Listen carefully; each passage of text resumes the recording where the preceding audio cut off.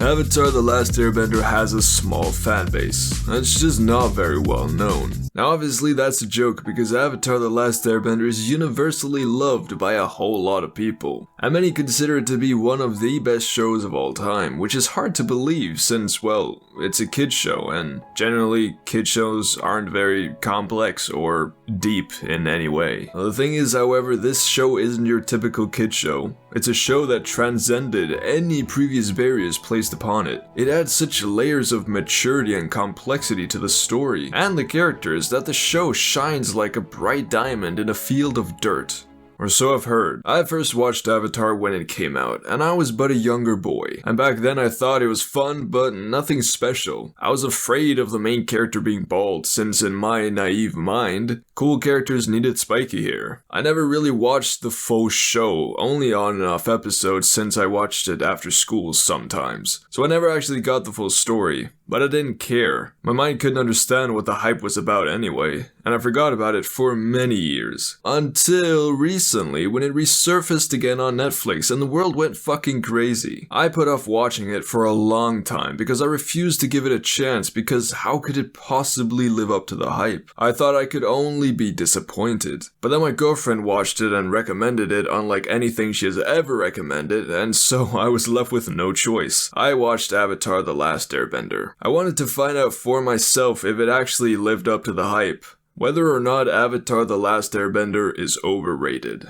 And I can confidently tell you that it absolutely fucking isn't. Avatar is one of the best shows I've ever watched. I've only ever been affected emotionally and mentally by a show in this manner by a couple other shows, these being Game of Thrones and Naruto. Never have I ever finished a series and just wanted so much more. Of course, to my delight, The Legend of Korra was there, and I'm in the middle of watching that right now, but it didn't continue the story of the characters that I'd grown to love so much. Avatar feels not like a kid show, but like a mature story with themes and concepts that adept filmmakers struggle to implement with even 50% of the integrity that Avatar does. Of course, the show still has a pure and innocent feeling. It is a kid's show after all, but it never feels like it's dumbing itself down just to help us understand. It knows that kids don't care as much about the morals and the depth in characters as an older audience does, but the show isn't directly made for kids. It's made for everyone, and it shows because they include content for everyone.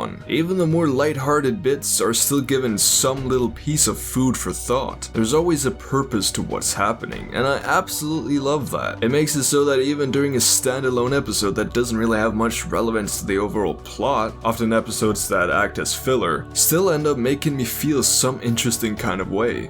Whether it provides a beautiful character moment or an interesting moral, or just something really unexpected happens, Avatar is a show that will keep you hooked. However, this show is so much more than just interesting morals and themes about oppression, innocence, and destiny. It's a whole web of individual pieces of brilliance that each work together to create something truly special. One of, if not the most important of these puzzle pieces is the characters. You have the main character, Aang, who's the avatar that disappeared 100 years ago and let the Fire Nation take over and oppress the other nations, but now he has finally been reawoken and has to save the world. But he's essentially just a 12-year-old pacifist monk who has to bear the burden of not only saving everyone, but also living in a world where all the people he ever cared about are gone. This responsibility and pressure really wears on him throughout the show, and his story becomes a beautiful one at that, of him attempting to break the barriers of his own fears and destiny. Aang is overall a wonderful main character. Then we have Katara, who is a talented young waterbender with a serious temperament. Her mother died when she was very little because of the Fire Nation, and this instant matured her and left her overly protective of the one she cares about, but also with a deep and hateful grudge towards the Fire Nation. She's kind and welcoming, but also fierce and strong. She's honestly a great female character. And we have Sokka, Katara's brother. His role is technically the comic relief character, which he does phenomenally. No joke, I don't often laugh out loud when watching movies or TV shows alone,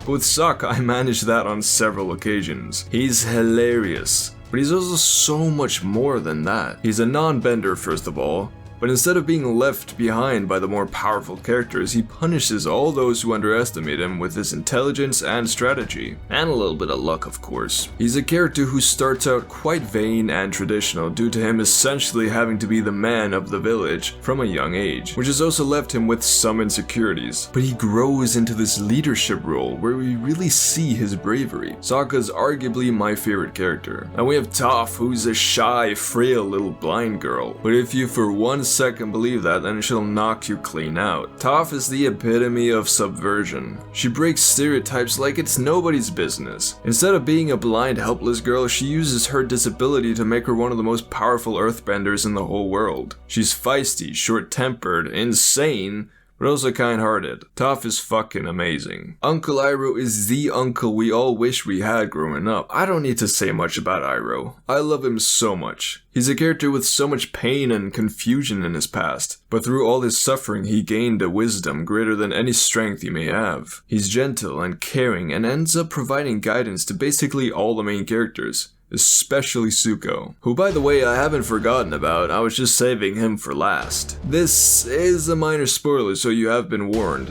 But Zuko's character arc is one of the greatest redemption arcs ever put to screen. The journey this boy goes through is one of physicality, mentality, and spirit. His character arc makes Anakin Skywalker look like the villain from Thor: The Dark World, a fucking nobody. And that's not a diss on Anakin, it's a testament to the quality of Zuko. I have never seen a redemption arc this well executed, because even if you know it happens like I did, it's still so fucking satisfying to watch. In the beginning, Zuko is an angry little twat who is obsessed with regaining his honor, and by the end of the story he's a proud member of the gang and a changed man. But he wasn't ever not likable in the beginning. He always had traits that showed his humanity, but they were always overshadowed by his desires and his pride. Zuko's redemption is truly magical, and if you're looking to be a filmmaker, take notes from it. Trust me, it's a masterclass. Now there are of course a lot more characters that each deserve to be talked about, but I simply don't have the time, and if you haven't watched the show before, then you'll be able to discover them on your own. And if you have watched it, well then you already know the characters are fantastic. Now I've rambled on a lot about the characters, but I also feel like they're the ones who make the story so complete. Yes, of course the animation is top notch, the action scenes are vibrant, well choreographed, and insanely entertaining. The lore is deep and well thought out, the artwork is gorgeous and stunning, the soundtrack will make you emotional,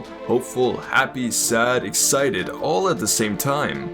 Every aspect of this show is so close to perfect in my opinion, and any flaw I found while watching was immediately forgotten because something brilliant happened. And yes, out of all these things I just listed, the characters are what make the show what it is. A beautiful story filled with so much meaning, emotion, and depth, that even weeks after finishing the show, I can't stop thinking about it. Even though this story is obviously fiction, the realism within so many aspects make the story so relatable. The characters feel like real people.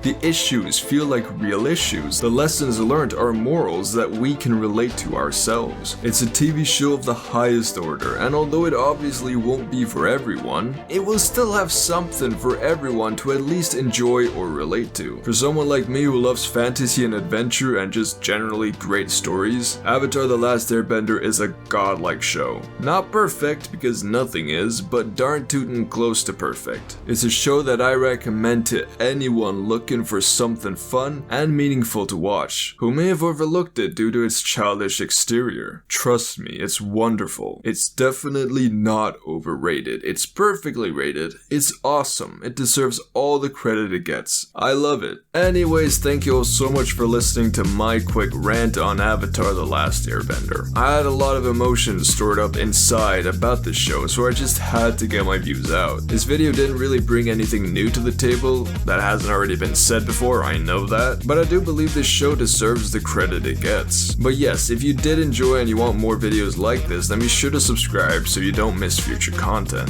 If you want to chat with people with your interests, then be sure to join my Discord. The link is down in the description and in the comments. Other than that, I hope you all have a wonderful day, stay safe, and peace out.